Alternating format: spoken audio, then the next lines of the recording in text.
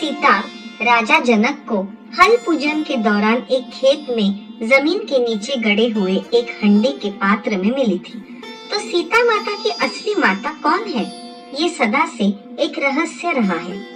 लेकिन आज हम माता सीता के जन्म से जुड़ी एक ऐसी प्रचलित कहानी आपको सुनाने जा रहे हैं, जिसे सुनकर आप भी सोच में पड़ जाएंगे। एक बार लंकापति रावण के तप से खुश होकर भगवान ब्रह्मा उनसे वरदान मांगने को कहते हैं। रावण उनसे अमर होने का वरदान मांगता है। ब्रह्मा जी उसे अमर होने के अलावा कोई दूसरा वरदान मांगने को कहते हैं। तब रावण वरदान में मांगता है कि उसे असुर, सुर, पिशाच, नाग, किन्नर या अप्सरा कोई भी न मार सके, और कई तरह से अपने मरण के बचाव में वरदान मांगता है, किंतु मनुष्य द्वारा न मारे जाने के बारे में रावण नहीं बोलता है, क्योंकि वह मनुष्य को तिनके के समान समझता था। इसलिए भगवान विष्णु ने राम के रूप में मनुष्य रूप धारण किया। लेकिन रावण के अंत के लिए भगवान को माँ लक्ष्मी की सहायता अनिवार्य थी। इसलिए माँ लक्ष्मी ने माँ सीता के रूप में जन्म लिया था। इधर वरदान पाने के बाद रावण हर तरफ तबाही मचाना शुरू कर देता है। वह ऋषि मुनियों तक को नहीं छोड़ता है। एक दिन वह दंडकारण्य नामक जगह पहुंचता है, जहाँ गृत्समद ऋषि का आश्रम होता है, और वे एक पुत्री की लालसा में माता लक्ष्मी से प्रार्थना कर रहे थे कि वह उनके घर पुत्री के रूप में जन्म ले। इसके लिए गृत्समद ऋषि रोजाना पूजा पाठ के दौरान पवित्र मंत्र पढ़कर दूध की कुछ बूंदे अपने कमंडल में डाला करते थे।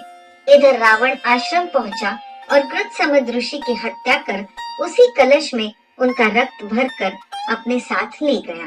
रावण कमंडल को लंका ले गया और वहां पहुंचकर कमंडल अपनी पत्नी मंदोदरी को देकर कहता है, ये विषैले रक्त से भरा है, इसे संभाल कर रखना।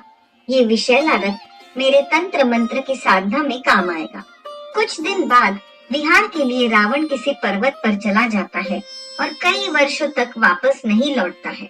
तब कई वर्षों तक मंदोदरी अपने पति रावण के वापस लौट के आने की प्रतीक्षा कर करके अंत में काफी निराश हो जाती है, और वो मृत्यु प्राप्त करने के लिए कमंडल में भरे रक्त विष का पान कर लेती है। कमंडल के रक्त को पीने के कुछ समय बाद मंदोदरी गर्भवती हो जाती है। गर्भवती होने के बाद मंदोदरी घबरा जाती है कि महल में मौजूद अन्य लोग उसके बारे में क्या सोचेंगे। फिर मंदोदरी तीर्थ यात्रा का नाम लेकर कुरुक्षेत्र चली जाती है। वहाँ मंदोदरी एक बच्ची को जन्म देती है, लेकिन लोक लाज के चलते मंदोदरी के पिता उस बच्ची को चुपके से ले जाकर एक तांबे के हांडे में रखकर जमीन में दफना देते हैं। कुछ दिनों बाद राजा जनक भी वही कुरुक्षेत्र जाते हैं। जब वे जमीन में हल चलाते हैं तो उन्हें वहाँ जमीन के नीचे गड़ा एक हांडा मिलता है, जिसमें मंदोदरी के पिता ने उस कोमल बच्ची को रखा था, और वह कोमल सी नन्ही बच्ची अब भी जीवित होती है। ये देख जनक चौंक जाते हैं, और वे जैसी उस बच्ची को हंडे से बाहर निकालते हैं, वैसे ही आसमान से फूलों की वर्षा होने लगती है, और साथ में आकाशवाणी भी होती है।